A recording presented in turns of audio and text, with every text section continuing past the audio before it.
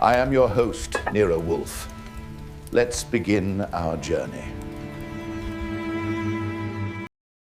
I was in the office, catching up on the bank statements and wondering if the price of oil was going to make Wolfe consider giving up his second bottle of beer before lunch, a thought as likely as him taking up jogging.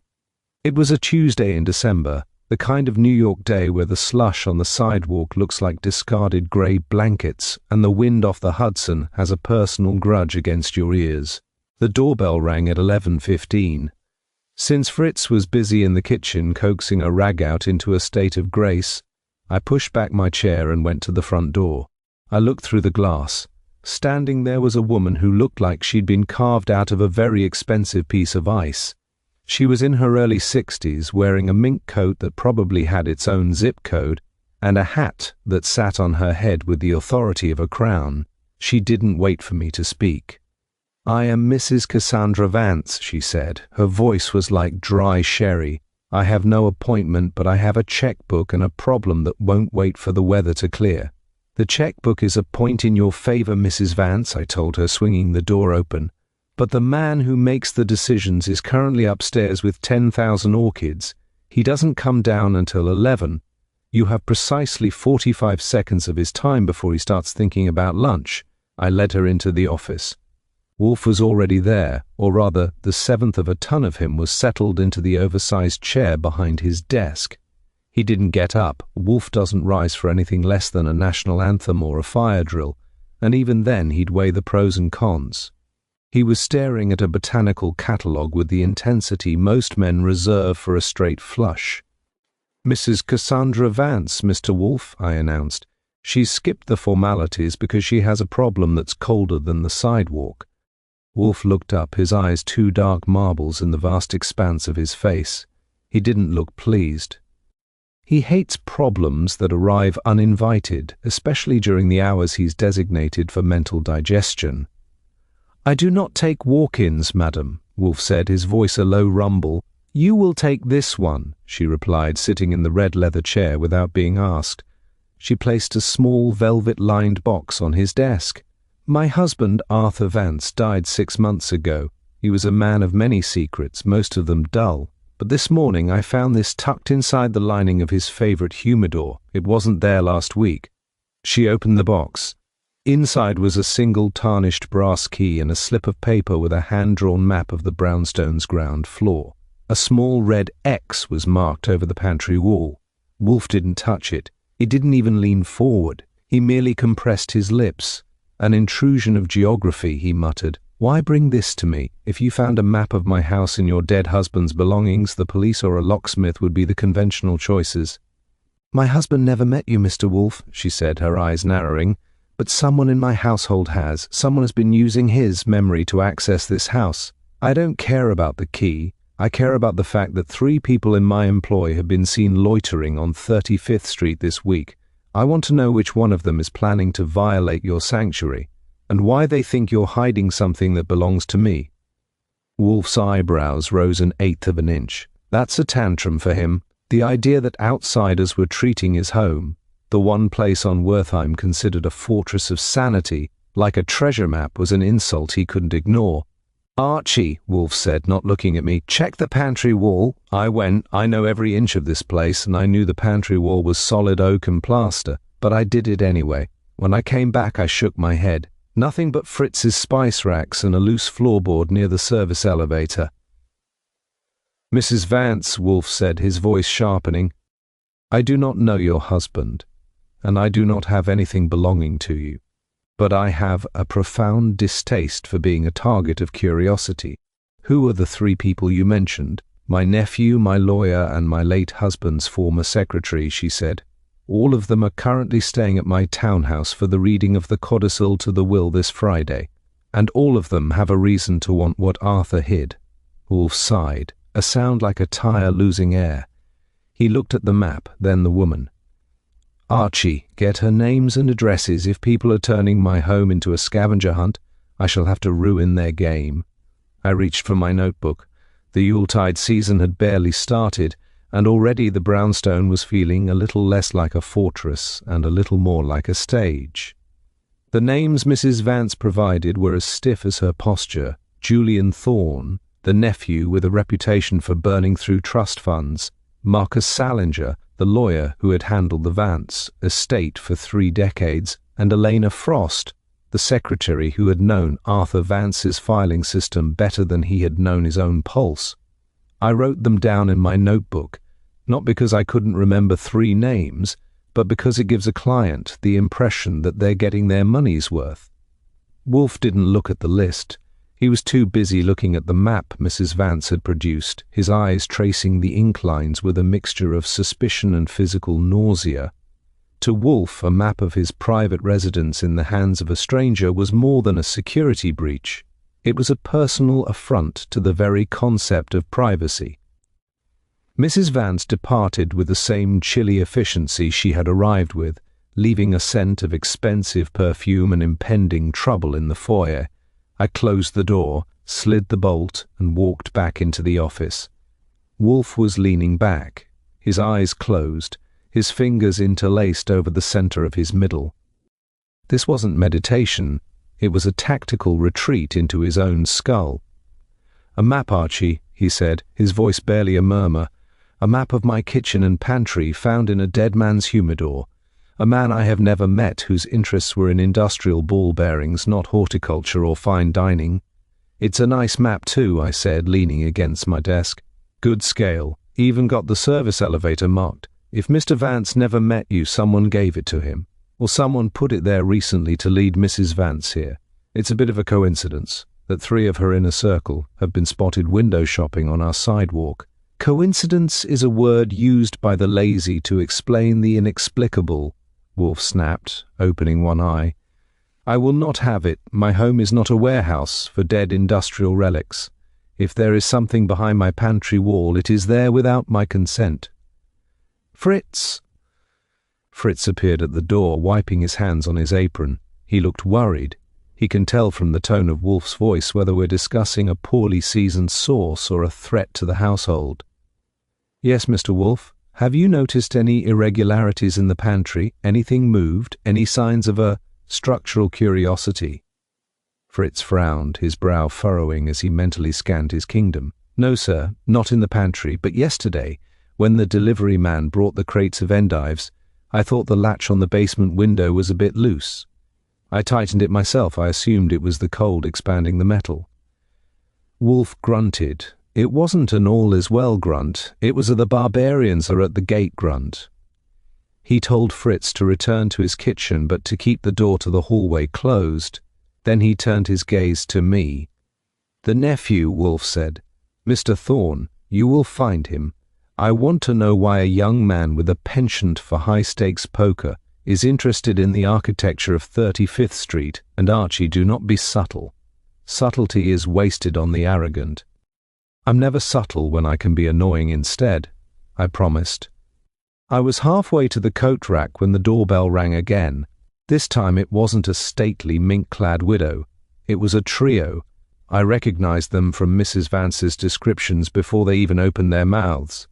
Julian Thorne was in the lead, looking like he'd just stepped off a yacht in Antibes despite the New York slush.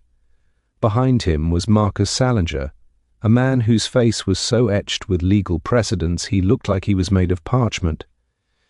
Bringing up the rear was Elena Frost, wearing a coat that had seen better days and a look of terrified determination. "We're here to see Nero Wolfe," Thorne said, stepping past me as if I were a revolving door. "We know Cassandra was here. We want to know what she told him." "She told him the weather was lousy," I said, blocking his path to the office, "and she told him she doesn't like being followed. Now, if you want to see the master of the house, you'll have to wait until I see if he's finished his mid-morning sulk." I didn't wait for an answer. I entered the office and gave Wolfe the news. He didn't even look up from his desk. "Bring them in, Archie. If they have the audacity to storm the fortress, we might as well let them break their waves against the rock." I ushered them in. The office suddenly felt very crowded. Thorne took the red leather chair as if he owned it. Salinger stood by the bookshelf with his hands behind his back. Frost hovered near the door, clutching her purse as if it contained the crown jewels. Wolfe surveyed them with the same enthusiasm he might show for a blight on his orchids. "I am told," Wolfe began, his voice cold enough to frost the windows, "that you have been observing my house. I am also told that you believe I am harboring a secret belonging to the late Arthur Vance. Let me be clear, I do not know Mr. Vance. I do not have his property, and I find your presence on my sidewalk to be a nuisance." "Mr. Wolfe," Salinger said, his voice smooth and practiced, "we are not here to be a nuisance. We are here because Arthur Vance's estate is in a state of uncertainty. There are items missing, significant items, and the map found by Mrs. Vance suggests those items are here. A map I have never seen until 10 minutes ago," Wolfe countered. "The map doesn't matter," Julian Thorne interrupted, leaning forward. His eyes were restless, moving from Wolfe to the safe, then to the painting that hides the sliding panel in the wall. "What matters is the key. My uncle mentioned a safe harbor in his final days. He mentioned a man who couldn't be bought and a house that couldn't be entered. He was talking about you, Wolfe. Now either you're holding the Vance legacy for a fee or you're hiding it for yourself." Wolfe's face went wooden. I knew that look. It meant he was about to become very expensive or very dangerous. "Mr. Thorne," Wolfe said softly, "I do not hide things for others, and I certainly do not hide things for myself. If you believe there is something in this house that belongs to you, you are welcome to try and find it. However, I should warn you, I have a very low tolerance for trespassers, and my assistant has a very high proficiency with a legal permit for a firearm." Elena Frost spoke for the first time, her voice trembling. "It's not about the money, Mr. Wolfe. It's about the letters. Arthur promised they would be destroyed. If they're here, if they're behind that wall," she pointed toward the pantry, her fingers shaking. Wolfe looked at the wall, then back at the trio. The sanctum had been disturbed. The suspects weren't just at the door, they were in the room, laying claim to a space they had no right to occupy. The office tension was thick enough to chew. Wolfe didn't move a muscle, but I could see the wheels turning behind his eyes. He wasn't just looking at them, he was measuring them for a coffin. "Archie," Wolfe said, his voice dropping an octave, "show these people out. And then, call Saul Panzer. I want the history of the Vance household on my desk by dinner. If they wish to play at being investigators, we shall show them how the work is actually done." I moved toward the door, gesturing for the trio to follow. Thorne looked like he wanted to argue, Salinger looked like he was already drafting a subpoena, and Frost looked like she was going to faint. As I closed the door behind them, I looked back at Wolfe. He was staring at the spot on the wall where the map said the X should be. The brownstone was no longer just a house, it was a crime scene in search of a crime. I spent the next hour on the phone and the files, doing the kind of digging that doesn't involve a shovel but usually results in just as much dirt. By the time the clock on the mantel struck 2, I had a fairly decent line on our 3 uninvited guests.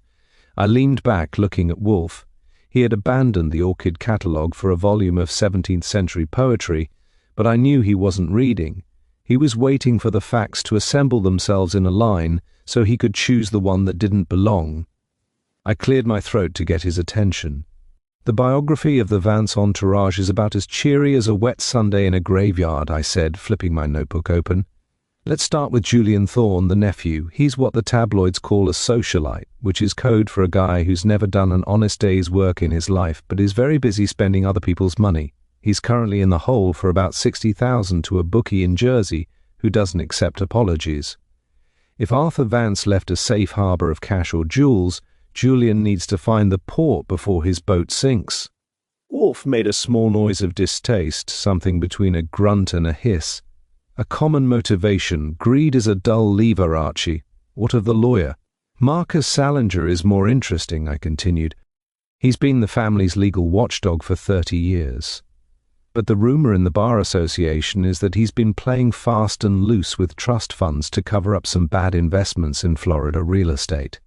If the Vance estate is audited because of a missing codicil or a secret stash, Salinger might find himself trading his silk ties for a numbered jumpsuit." He needs that key to find whatever Arthur Vance hid, or perhaps to make sure it stays hidden forever. And the secretary, Miss Frost? Elena Frost is the wild card. She worked for Vance for 15 years. She lived in the house, managed his life, and probably knew his shoe size better than his wife did. She's living in a walk-up in Queens now, barely scraping by. But she wasn't fired. She resigned the day after Vance died. She claims she wants letters destroyed.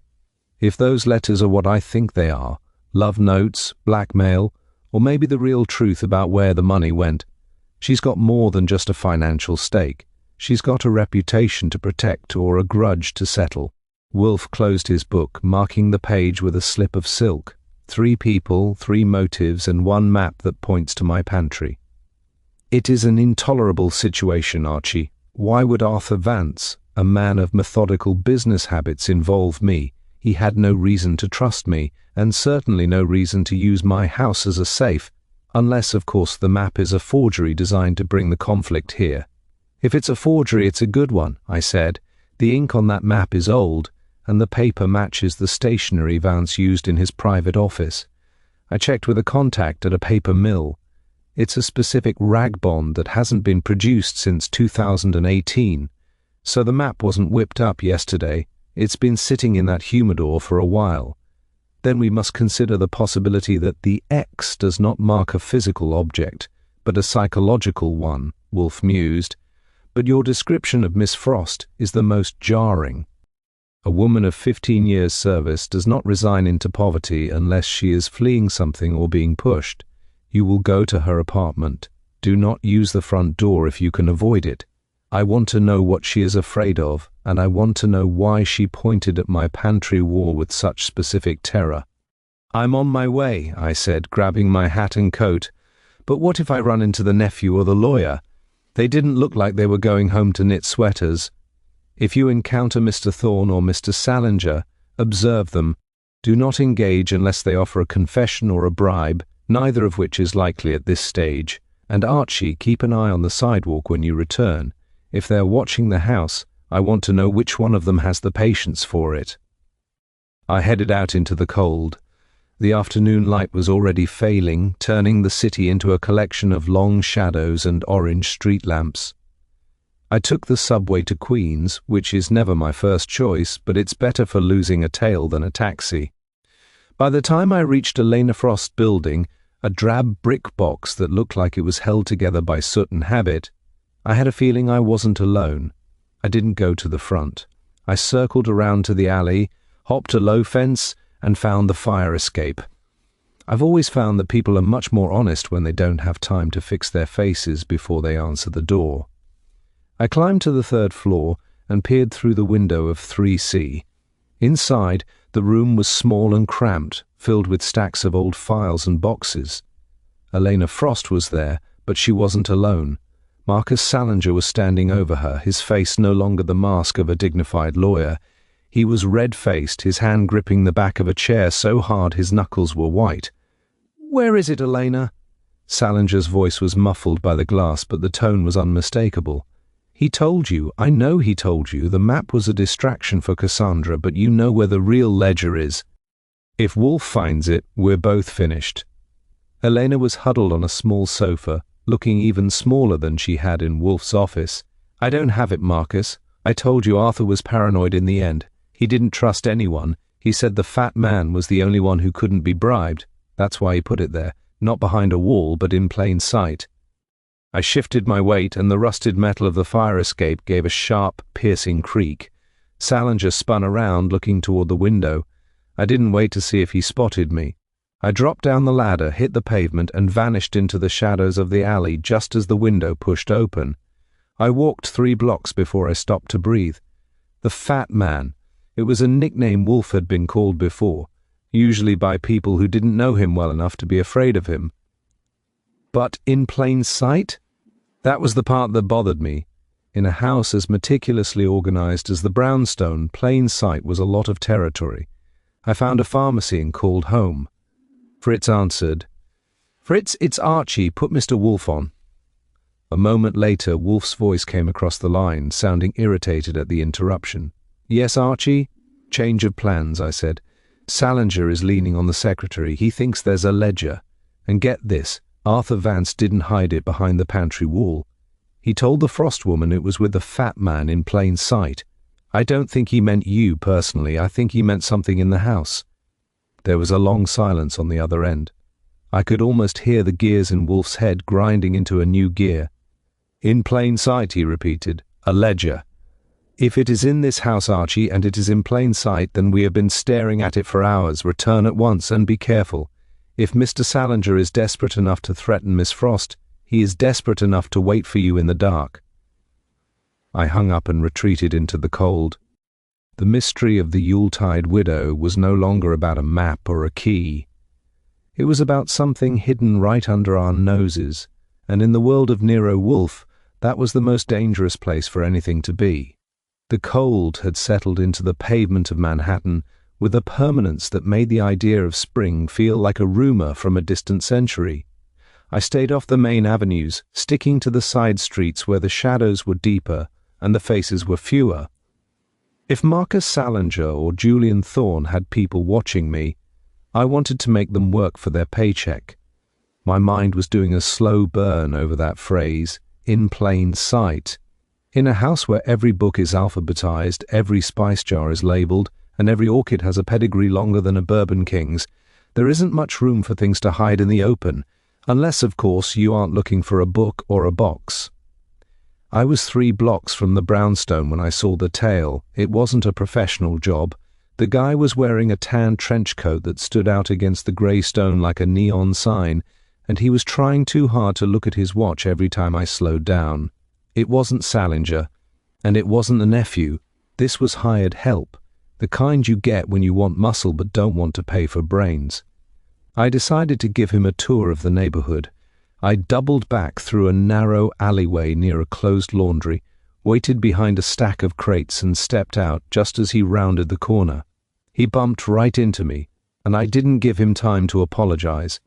I had him pinned against the brickwork before he could find his breath. He was younger than he looked from a distance, with a nose that had been broken at least twice, and eyes that were currently wide with a very healthy kind of fear. "You've been following me for 6 blocks, I told him, keeping my voice conversational but firm. "That's a lot of exercise for a cold night. Who's paying the gym fees, Thorne or Salinger?" "I don't know what you're talking about, pal," he wheezed, trying to squirm. I tightened my grip on his lapels. "Wrong answer. Let's try again. I'm Archie Goodwin. I work for Nero Wolfe. Usually I'm a very nice guy, but it's past my New Year's resolution period, and I'm hungry. If you don't give me a name, I'm going to have to turn you over to a friend of mine at the local precinct who hates people in tan coats."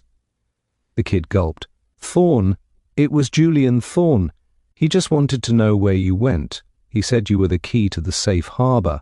He didn't tell me what that meant, I swear." "Safe harbor," I repeated. It was the same phrase Thorne had used in the office.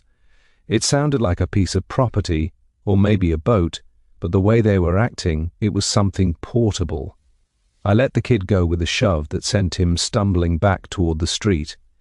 "Go tell Julian that if he wants to know where I go, he can ask me himself, but he should bring a checkbook." I didn't head straight home. I circled the block twice more, making sure the tan coat had truly vanished, and then I used the service entrance. Fritz was in the kitchen, peering into a copper pot with the intensity of an alchemist. The smell of roasting lamb and rosemary hit me like a physical embrace. "Mr. Wolfe is in the office," Fritz said, not looking up. "He is agitated, Archie. He has moved 3 chairs and examined the clock twice." For Wolfe, moving a chair is equivalent to a nervous breakdown. I shed my coat and entered the office. The room looked the same to me, but I saw what Fritz meant. The heavy globe in the corner had been rotated, and a stack of magazines on the side table had been squared off with mathematical precision. Wolfe was back in his chair, his face a mask of grim determination. "The fat man in plain sight," Wolfe said without preamble. "I have examined the room, Archie. I have looked at the furniture, the paintings, the rugs. There is nothing here that does not belong. No ledgers, no hidden compartments that I am not already aware of, and certainly no safe harbor. Maybe it's not in here, I suggested, sitting at my desk and checking the mail. Maybe it's in the dining room, or the hallway, or the kitchen. What about that loose floorboard Fritz mentioned? I've already inspected it, Wolfe snapped. It's a loose floorboard, nothing more. It has been loose since 2021. No, the map was a deliberate lure. It was meant to focus our attention on the pantry wall, while the real objective remained elsewhere. But Miss Frost's comment to Mr. Salinger changes the geometry. If Arthur Vance believed he had left something with me, he must have sent it, but I have received nothing from a man named Vance. Not under that name, maybe, I said, a thought beginning to itch at the back of my brain. Think back, Mr. Wolfe, the last 3 months. Did we get any gifts, any unsolicited packages from admirers or anonymous sources? You usually tell me to throw that stuff out or send it to the orphans' home. Wolfe froze. His eyes went wide, a rare sign that he was traversing a memory at high speed. The bust, he whispered. What? The bust of Nero, the Roman emperor. It arrived 3 weeks ago, a heavy, hideous piece of bronzed plaster. The note said it was from a fellow admirer of history. I found it grotesque and told you to put it in the basement. I didn't put it in the basement, I said, standing up. It was too heavy to carry down there before lunch, so I shoved it under the spare table in the hallway behind the coat rack. I figured I'd get to it after the holidays. Wolfe didn't wait for me to lead the way. He actually stood up, voluntarily, and marched into the hallway. I followed, feeling the prickle of excitement that always comes when the pieces start to click. I reached behind the heavy velvet curtain of the coat rack and hauled out a crate. Inside was a life-sized bust of a man with a sneering lip and a laurel wreath. It was thick, ugly, and weighed about 40 pounds. The fat man, I muttered, looking at the bloated features of the Roman emperor. Nero. He wasn't talking about you, Mr. Wolfe. He was talking about him. Wolfe looked down at the bust with profound loathing, a pun, a wretched linguistic pun. Arthur Vance entrusted his legacy to a play on words. Archie, get the hammer. If there is a ledger in there, I want it out. And then I want that monstrosity out of my house. I didn't need a hammer. I could see a faint line around the base of the neck where the plaster had been joined. I took a heavy letter opener from the hall table and wedged it into the seam. With a sharp crack, Emperor Nero's head came off his shoulders. Inside the hollow chest was a black leather book, wrapped in oilcloth, and a small antique brass key. Safe harbor, I said, holding up the book. Wolfe reached out and took the key, holding it to the light. The ledger for Salinger's crimes, no doubt. And the key for Mrs. Vance's peace of mind. But we are not finished, Archie. We have the prize, but we do not yet have the player who tipped the board. Someone sent this to us knowing I would find it unpalatable and hide it away. Someone who knew that eventually the pressure on the Vance estate would lead the widow to my door. You think one of them set this whole thing up? I asked. I think, Wolfe said, turning back toward the office with the ledger in hand, that someone has been very clever, but they made the mistake of involving my hallway. We shall have them all here tomorrow, and Archie, tell Fritz we will need extra beer. It is going to be a long afternoon. I spent the evening watching the office door and the street-level windows, while Wolfe sat at his desk, his eyes travelling over the pages of the black leather ledger with the grim satisfaction of a man reading a confession. The book was a masterpiece of double-entry bookkeeping, detailing 30 years of Marcus Salinger's creative accounting. It was also a map of a different kind, a map of every bribe, every kickback, and every cent bled from the Vance family fortune. But the key was the real mystery. It was an old-fashioned thing, heavy and ornate, with a bit that looked like a jagged mountain range. It didn't belong to any safe or drawer in the brownstone, and it certainly didn't belong to the modern security boxes at the bank. By midnight the house was silent, or as silent as an old building in Manhattan ever gets. I was upstairs in my room, halfway through a dream about a tropical beach where the sand was made of unpaid invoices, when a sound from below jerked me awake. It wasn't a loud sound, not a crash or a scream, but a rhythmic, metallic scratching. It was coming from the kitchen.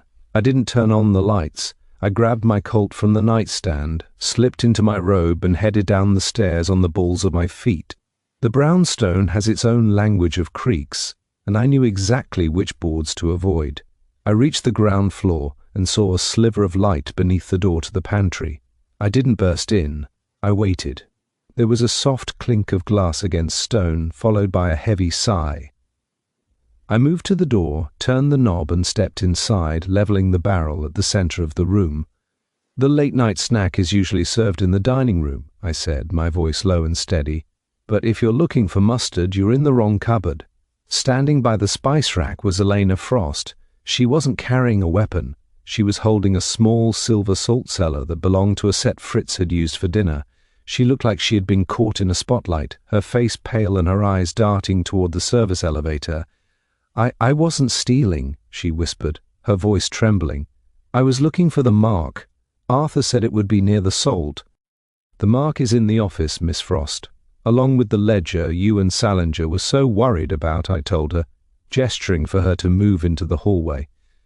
"And I don't think Mr. Wolfe is going to be thrilled about you breaking and entering at 2 in the morning. How did you get in? The basement window Fritz fixed." She nodded miserably. "I still have the key Arthur gave me. He told me that if anything ever happened to him, I should come here and find the safe harbor. I didn't know he meant a literal statue. I thought he meant hiding in the walls. I was trying to find it before Marcus did.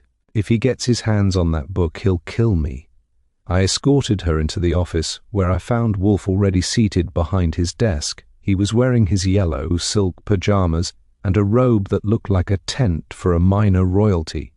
He didn't look surprised to see us. He looked deeply offended. "Miss Frost," Wolfe said, his voice a dry rasp, "you have violated the sanctity of my kitchen. You have tampered with my salt cellars. And you have interrupted my sleep. These are not actions that inspire leniency." "I had to," she cried, collapsing into the red leather chair. "Marcus is desperate.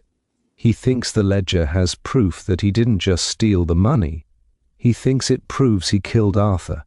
He's been poisoning him for months, slowly, with something that looks like a heart condition. Arthur knew. That's why he made the ledger. That's why he sent it to you. He knew you wouldn't be fooled by a grieving widow or a crooked lawyer." Wolfe leaned forward, his eyes narrowing. If Mr. Vance suspected he was being murdered, why did he not go to the police? Why the elaborate charade with Roman busts and cryptic maps? "Because he couldn't prove it," she shouted, "and he didn't trust the police. Salinger has half the precinct in his pocket. He needed someone outside the system. He told me, 'Nero Wolfe is a man of appetite, but his hunger for the truth is the only thing he can't satisfy.' He knew you'd take the case once the mystery started biting at your heels." Wolfe sat back, his fingers drumming a slow tattoo on the desk. "A man of appetite," he repeated. "He was a better judge of character than I gave him credit for. But you, Miss Frost, have been less honest. You told Mr. Salinger the fat man was in plain sight. Why tip your hand to the enemy?" "To buy time," she said, her head dropping into her hands. "I knew Marcus would come here eventually. I wanted him to be looking for a statue while I searched the walls. I thought if I found the key first, I could get to the real safe harbor, the beach house in Montauk. That's where the physical evidence is, the vials, the records, everything." "The key," Wolfe said, picking up the brass mountain range key from the desk. "So this is for a house in Montauk, and I presume Mr. Salinger is currently on his way there?" "No," I interrupted, looking at the clock. "He's not on his way to Montauk. If he's as smart as he thinks he is, he's waiting outside. He let Miss Frost do the breaking and entering. He's waiting for her to come out with the prize." Wolfe looked at me, then at the window. "Then we shall not disappoint him, Archie, but we shall change the cast of characters. Miss Frost will remain here under Fritz's supervision. You will go to the front door, and you will invite Mr. Salinger in for a nightcap. Tell him the fat man has spoken and he is ready to negotiate. And if he brings the nephew," I asked, "then we shall have a full house. Wolfe said, a cold smile touching his lips. "It is time to stop playing hide and seek and start playing chess. And Archie, bring the ledger. I want Mr. Salinger to see exactly how much his life is worth in black and white." I walked to the front door, my hand on the bolt. The game had shifted from a search for a hidden secret to a direct confrontation. The brownstone had been disturbed, its pantry searched, and its owner insulted. Now it was time for the walls to start talking back. I opened the door to the freezing New York night and looked out into the dark. "Mr. Salinger!" I called to the empty street. "The bar is open." And Mr. Wolfe doesn't like to keep the ice waiting. From the shadows across the street, a figure moved. It wasn't just Salinger. Julian Thorne was with him, and they didn't look like they were coming for a drink. They looked like they were coming for a reckoning. The street was a tunnel of frozen air and long, jagged shadows, but Marcus Salinger and Julian Thorne stepped into the light of the brownstone's entryway with the stiff-legged gait of men who had already committed themselves to a losing hand. Salinger's face was a mask of professional dignity that was beginning to crack at the seams, while Thorne looked like he was vibrating with a mixture of caffeine and sheer panic. I ushered them into the office where the air was warm, the light was amber, and Nero Wolfe sat like a mountain that had decided to grow a grudge. Wolfe did not offer them chairs. He sat with his palms flat on the desk, the black ledger resting between them like a dormant bomb. Elena Frost was nowhere to be seen. I had tucked her away in the dining room with Fritz and a glass of milk that she looked like she needed more than she deserved. "You are late, gentlemen," Wolfe said, his voice a dry, rhythmic thrum. "But since you have been spending your evening lurking in the cold, I shall forego the lecture on punctuality.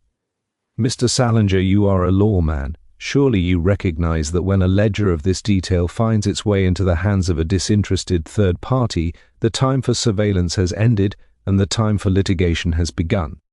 Salinger didn't look at the book. He looked at Wolfe. "That ledger is the property of the Vance estate, Wolfe. A disgruntled employee stole it. If you don't hand it over, I'll have a warrant here by morning that will turn this house inside out." "A warrant?" Wolfe leaned back, the chair groaning under the shift of his bulk. "On what grounds? I am merely the recipient of a gift, a hideous bust of a Roman emperor, which happened to be stuffed with the record of your larceny. If you wish to involve the police, I am more than happy to call Inspector Cramer right now. I suspect he would be fascinated by the entries on page 42 regarding the consultation fees paid to a non-existent firm in the Cayman Islands." Salinger's jaw tightened. He knew he was beaten on the paperwork, but he wasn't here just for the books. "And the key? The one the girl was looking for? The key is currently in transit," Wolfe lied. He didn't blink. He didn't even glance at me. I realized quite early that if the safe harbor was a physical location, it would be vulnerable to men of your direct methods. Therefore, I have dispatched an operative to secure it. By the time the sun rises, the contents of the house in Montauk will be in the hands of the district attorney. This was the cue. I knew what I had to do. While Wolfe kept them pinned with his stare, I stepped over to the phone and dialed a number I knew by heart. It wasn't the police. It was the apartment of the only man in New York who could find a needle in a haystack and then tell you which sheep the needle had come from. "Saul," I said as the line lifted, "the Eagle has landed and it's looking for a nest in Montauk. Mr. Wolfe wants the safe harbor locked down. You know the one. Take Ori and Johnny. If anyone tries to enter before the milkman arrives, treat them as a trespasser." I hung up. The room went silent. Julian Thorne, who had been quiet until now, suddenly found his voice. It was high and thin. "You can't do that. That house is part of my inheritance."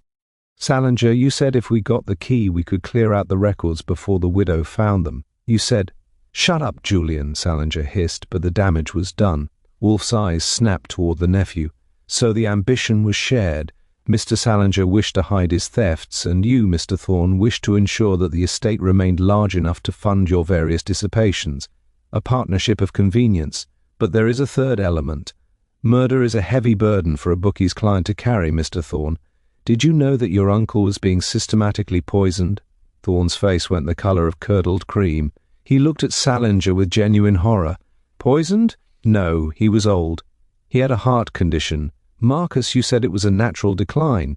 It was a natural decline, Salinger said, his voice dropping to a whisper. Wolfe is bluffing. He has a book of numbers and a brass key, but he has no proof of anything else. He's trying to rattle you, Julian. Don't let a man who hasn't left his zip code in a decade tell you how the world works. Wolfe sighed, a sound of profound boredom. Archie, since Mr. Salinger is so confident in the lack of evidence, perhaps we should expedite the process. Call Saul back. Tell him not to wait for the district attorney. Tell him to bring the contents of the medicine cabinet directly here. We shall see if the natural decline of Arthur Vance survives a chemical analysis. Right away, I said, reaching for the phone again. Wait! Thorne yelled. He took a step toward the desk, but I moved into his path. He wasn't much of a threat, but Wolfe hates it when people get too close to his beer. If Marcus did something, if he killed him, I wasn't part of that. I just wanted the money. I needed the money. Salinger said if I helped him find the ledger, he'd double my share of the codicil. Julian, sit down, Salinger commanded, but the lawyer's authority was evaporating. He looked at Wolfe, and for the first time, I saw the calculation of a cornered animal in his eyes. He wasn't thinking about the law anymore, he was thinking about the door. The situation is this, Wolfe said, ignoring the outburst. You are both currently in my house. You have admitted to a conspiracy to suppress evidence. One of you is likely a murderer, and the other is a fool. I have a ledger. I will have Montauk evidence soon. You have two choices. You may wait here for the police to arrive and take you into custody, or you may attempt to leave. However, I should inform you that Saul Panzer is not actually in Montauk. He is currently standing on the sidewalk outside my front door, and he is accompanied by two gentlemen who find the prospect of a physical confrontation quite invigorating. It was a beautiful bluff. Saul was actually halfway to Queens by now to check on a lead regarding the poison source, but Salinger and Thorne didn't know that. They looked at the door, then at the heavy curtains, then back at Wolfe. Archie, Wolfe said, be a good lad and bring the beer. It seems our guests will be staying until the arrival of Inspector Cramer, and bring Miss Frost in. I believe she has a few more details to add to the biography of Mr. Salinger's natural medical treatments. I moved toward the kitchen, leaving the two trapped in the gravity of Wolfe's office. The pressure was mounting, the circle was closing, and the brownstone was finally getting ready to expel the poison that had tried to hide within its walls. I returned from the kitchen with a tray of beer, but the atmosphere in the office had shifted from a simmer to a heavy pressurized boil. I hadn't actually called Saul back, and there was nobody on the sidewalk except perhaps a stray cat and the midnight frost, but Salinger and Thorne were staring at the heavy oak door as if it were the gate to a penitentiary. Wolfe was back in his element, pouring his beer with a steady hand, the foam rising to the exact millimeter he preferred. He ignored the two men as if they were pieces of furniture that had been delivered to the wrong address. The difficulty with the secret, Mr. Salinger, Wolfe began, after taking a deliberate sip, is that it requires the permanent cooperation of everyone involved. You relied on the greed of a nephew and the silence of a frightened secretary. But greed is volatile, and fear eventually turns into the desire for self-preservation. You were remarkably short-sighted for a man of your experience. Salinger had found a chair, the small one near the globe, and sat with his coat still buttoned to the chin. He looked like a man trying to hold himself together by sheer force of will. You're talking about secrets as if you found one, Wolfe. You found a ledger of financial irregularities. In this city, that's a civil matter, not a hanging offence. As for the girl's claims of poison, she's a hysteric who lost her meal ticket when Arthur died. No jury would look twice at her. Perhaps, Wolfe conceded, his eyes half closed, but a jury will certainly look at the testimony of Dr. Aris Thorne. Julian Thorne let out a sharp, involuntary gasp. He looked at Wolfe with wide, panicked eyes. How did you know about my cousin? Wolfe didn't answer him. He turned his gaze to Salinger. Aris Thorne is a brilliant chemist, I'm told, though his private laboratory has been struggling with debt that was recently cleared by a series of anonymous deposits deposits that match the consultation fees I mentioned earlier. It is a pity, really, to use a family member to provide the tool for a family murder. It adds a layer of Shakespearean tragedy to an otherwise sordid embezzlement scheme. This was Slipknot. I watched Salinger's hands. They were gripped so tightly on his knees that the fabric of his expensive trousers was beginning to bunch and tear. Wolfe was inventing the cousin. Or rather, he was extrapolating from the ledger and the name, but the reaction from Julian confirmed that the dart had hit the bullseye. There was a cousin, there was a laboratory, and there was a trail of money. "I didn't know!" Julian shouted, jumping to his feet. "Marcus told me Aris was just making a tonic. He said Uncle Arthur needed something to help his heart, something the regular doctors were too timid to prescribe. He said it was a favor. Marcus, you told me it was a favor." "Sit down, you fool," Salinger barked, but his voice lacked its previous steel. He looked at Wolfe, and for the first time, I saw the genuine flicker of a man realizing the trap wasn't in the hallway or in Montauk, but in the chair behind the desk. "You have no proof of those deposits. You're guessing. I don't need to guess when I have the records of the safe harbor coming into my possession," Wolfe said, lying smoothly. "Arthur Vance was a meticulous man. He knew you were using his nephew to procure the means of his demise. He didn't just record your thefts in that ledger, Mr. Salinger. He recorded the dates he felt the tonic was being administered. He recorded the symptoms. He even kept a sample of the final bottle, which I suspect is precisely what is waiting for my operative in the beach house." Wolfe leaned forward, his bulk casting a massive shadow across the desk. "The question now is not whether you will be ruined, but who will be the first to seek the mercy of the district attorney. Mr. Thorne is already halfway to a confession. He was a dupe, perhaps, but a dupe in a murder trial still faces the shadow of the gallows, unless, of course, he provides the testimony that places the primary motive and the administration of the substance squarely on the shoulders of the family lawyer."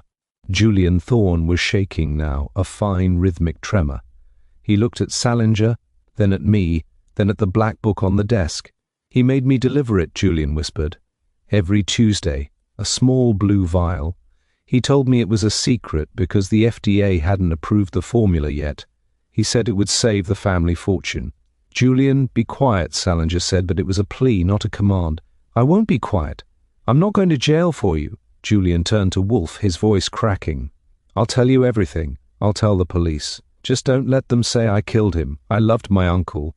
I needed the money." "Archie," Wolfe said, his voice cold and final. "Take Mr. Thorne into the dining room. Give him paper and a pen.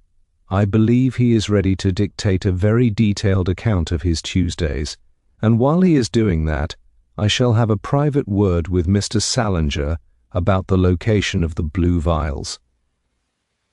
I stepped toward Julian and put a hand on his shoulder. He didn't resist. He was broken, a spoiled child who had finally realized that the game had consequences. As I let him out, I looked back at Salinger. The lawyer was staring at Wolfe, and Wolfe was staring back, his expression as unyielding as a stone wall. The slipknot had tightened. Salinger was alone in the room with a man who had more patience than the law and a better memory than the devil. "One more thing, Archie," Wolfe shouted as we reached the door. "Tell Fritz to bring more beer and a sandwich. The truth always makes me hungry." I closed the door, leaving the two in a quiet office. The brownstone was quiet again, but it was the silence of a predator that had finally cornered its prey. The ledger was open, the confession was beginning, and the Yuletide widow was about to get the only gift she really wanted, the truth. I ushered Julian Thorne into the dining room, where Fritz was already standing by with a fresh carafe of water and a stack of legal yellow pads. Thorne sat as if his bones had turned to lead, his eyes fixed on the tablecloth. I left him there under Fritz's watchful eye, which can be more intimidating than a police lineup when he's protecting the house's peace, and headed back to the office.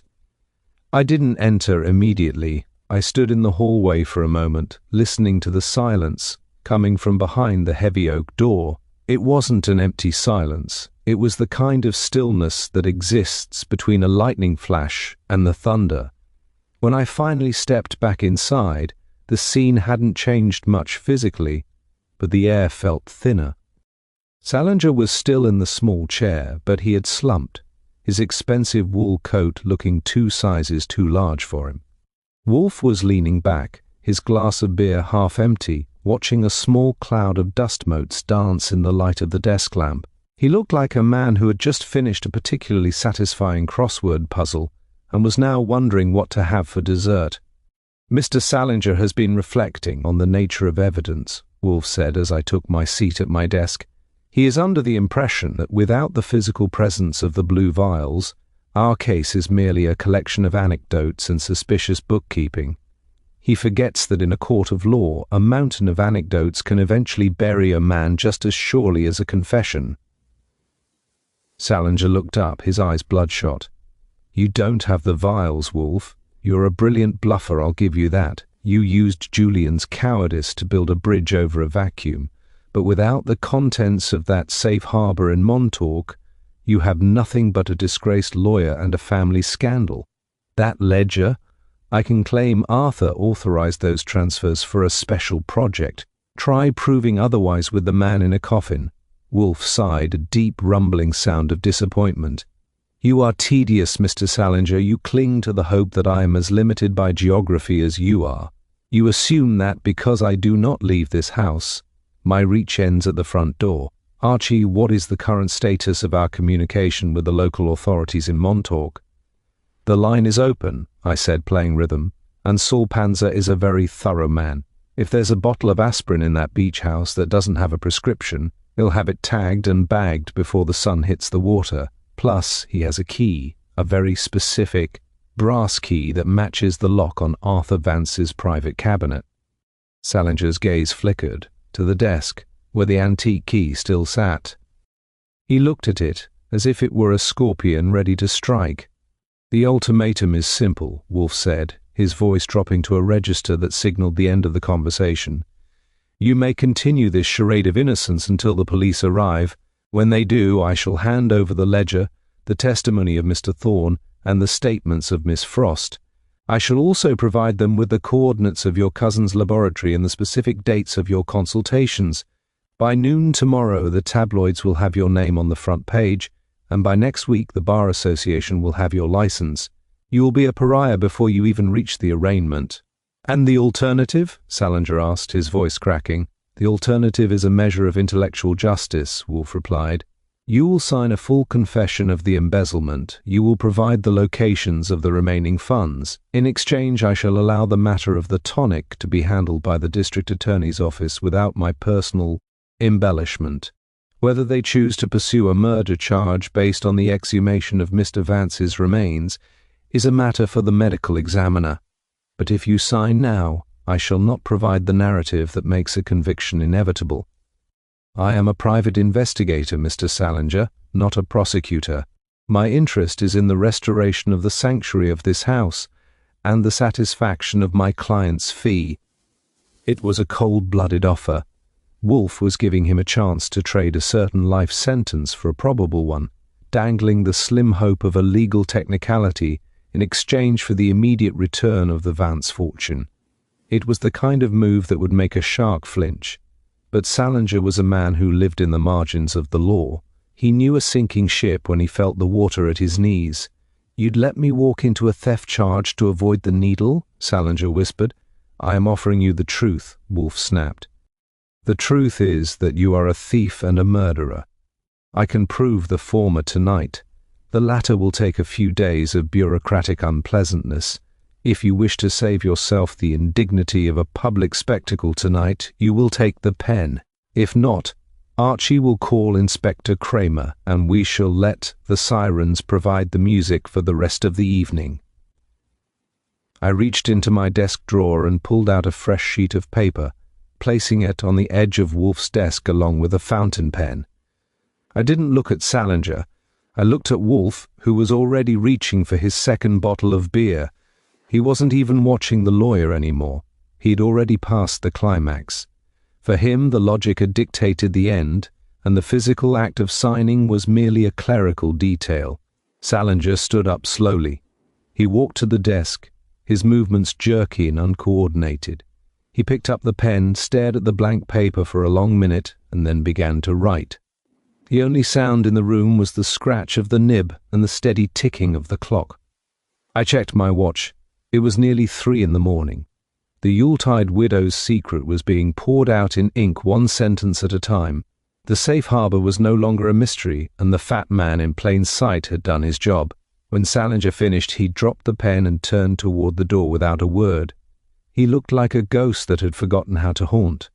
I stepped forward, took the paper and checked the signature. It was all there, the dates, the amounts, and the admission that he had suggested the tonic to Julian.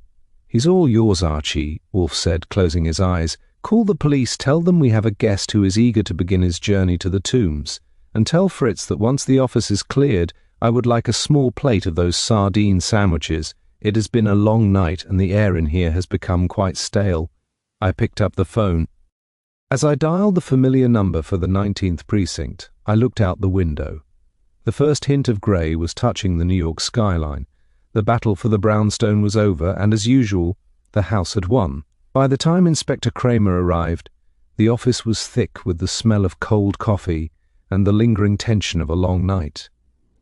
Cramer didn't look like a man who had enjoyed his sleep being interrupted. His tie was pulled loose, and he was chewing on the ragged end of an unlit cigar, as if it were the only thing keeping him from shouting. He stood in the center of the rug, looking from Salinger, who was slumped in the chair like a discarded suit, to the stack of papers on Wolfe's desk. "All right, Wolfe," Cramer growled, his voice a gravelly rasp.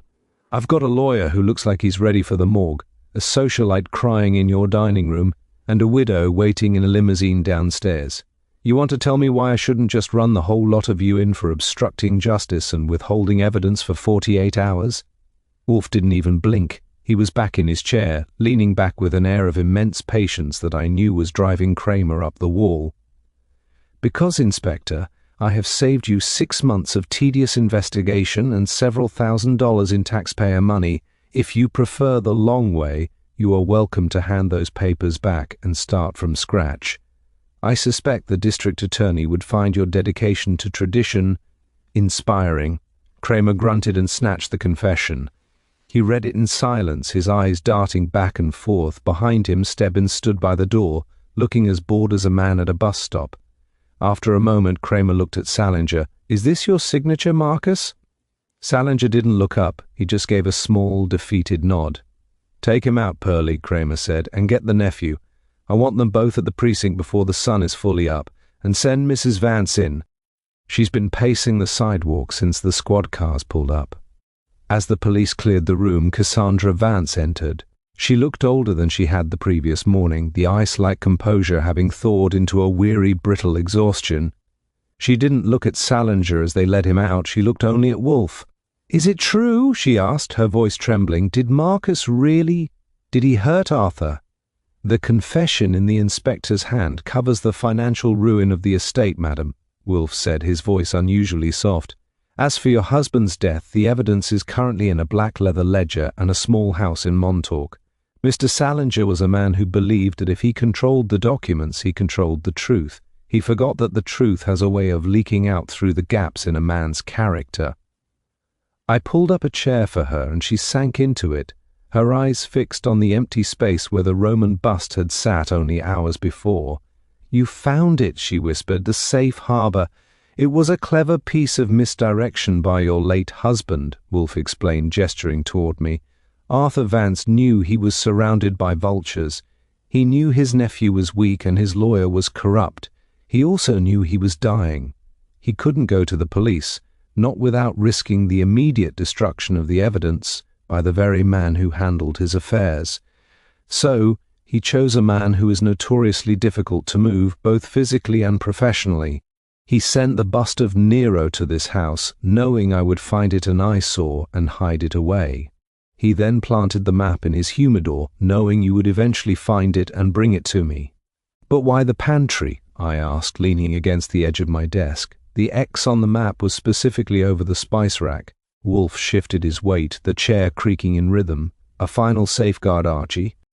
If a thief had stolen the map, they would have spent their time tearing apart my walls, which are solid and well guarded. It was a delay tactic.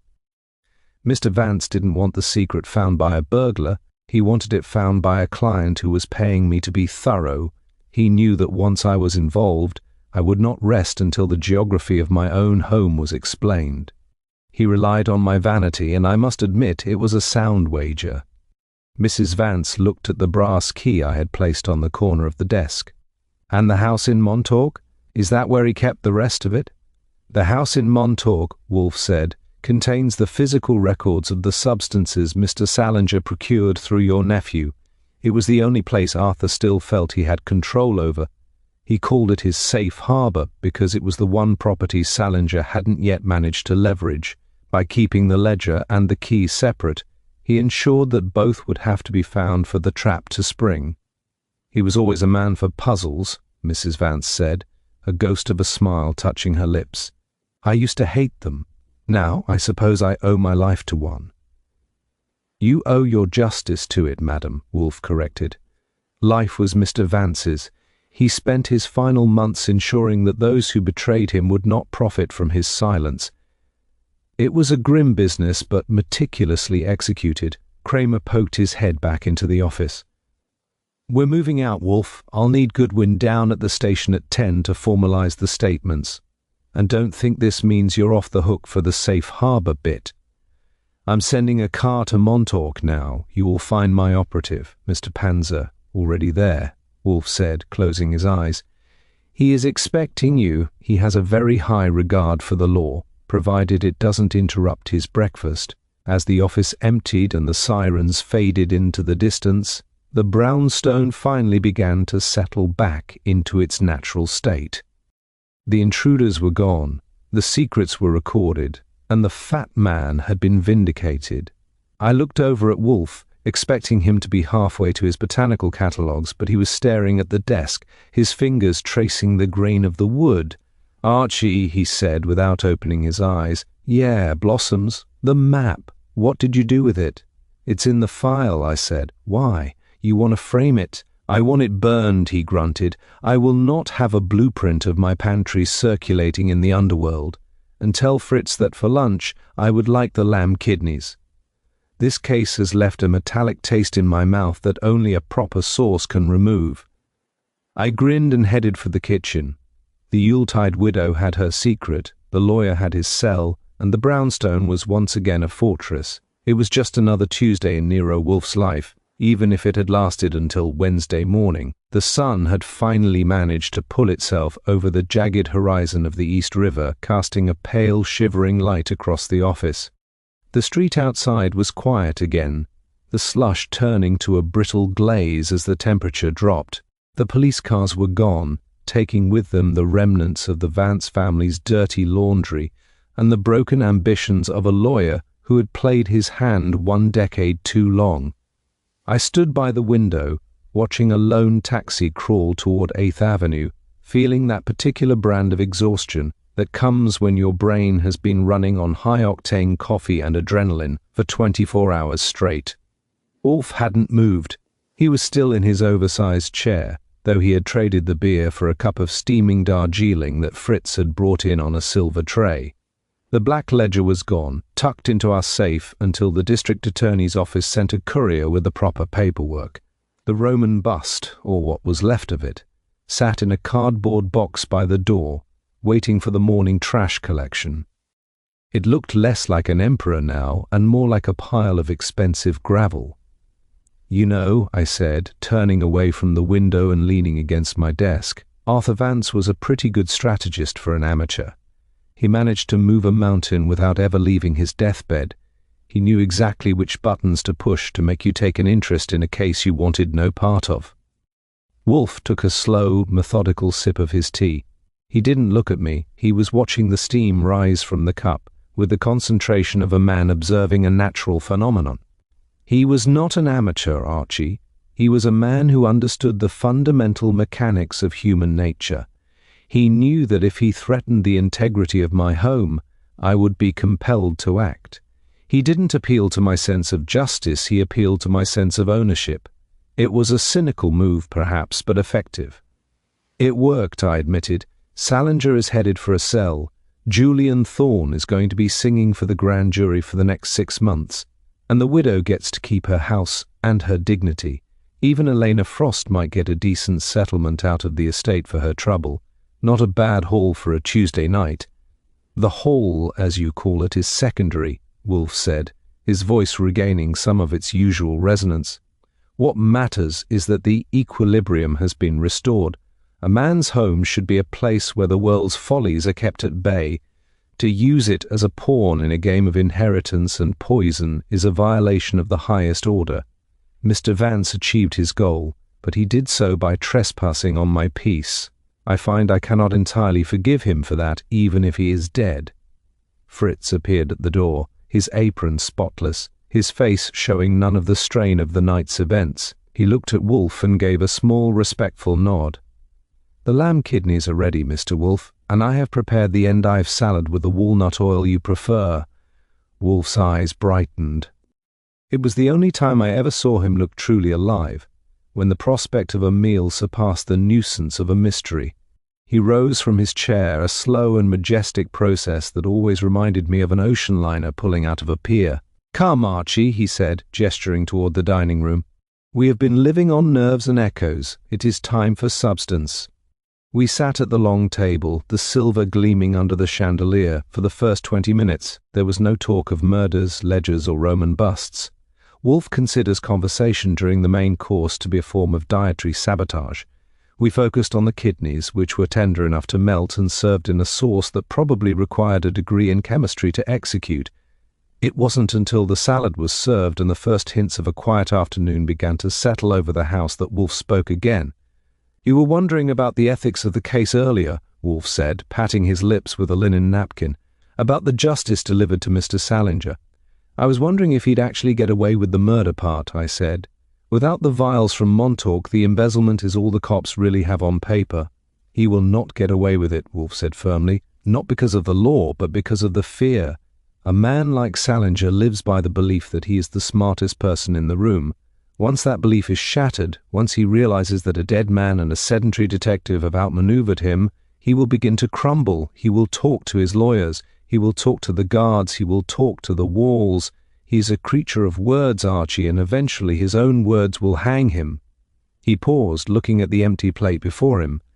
"Man is a curious animal. He spends his life building fortresses of wealth and secrets, only to find that the smallest crack, a forgotten map, a misplaced key, a bit of tarnished brass, is enough to bring the whole structure down. Arthur Vance tried to build a safe harbor out of plaster and ink, but in the end, there is no such thing. There is only the temporary reprieve of a well-guarded door. And a good cook," I added, glancing toward the kitchen. Wolfe allowed himself the smallest of smiles. "And a good cook. Without Fritz, the world would be an intolerable place indeed. Now, Archie, if you have finished your reflections on human folly, I believe there are several orchid records that require your attention before the afternoon session. And do see if you can find a way to dispose of that bust that doesn't involve the municipal authorities asking questions about why we are throwing away heads in our trash." "I'll take care of it," I said, pushing back my chair. "I'll tell the garbage man it was a critic who didn't like your choice of beer." I walked back into the office, the house feeling solid and silent once again. The draft in the hallway was gone, the pantry was secure, and the red leather chair was empty, waiting for the next person desperate enough to knock on our door. I sat down at my desk, opened the ledger for the orchids, and started to write. Outside, the city moved on, unaware that for one long winter night the center of the world had been a brownstone on 35th Street. "Archie," Wolfe called from the dining room, his voice trailing off into a yawn. "Yeah? Remind me never to buy a humidor. They are apparently far too conducive to the storage of inconvenient truths." I didn't answer. I just smiled and continued, writing. The case was closed, the belly was full, and Nero Wolfe was back to being himself. It was as close to a happy new year.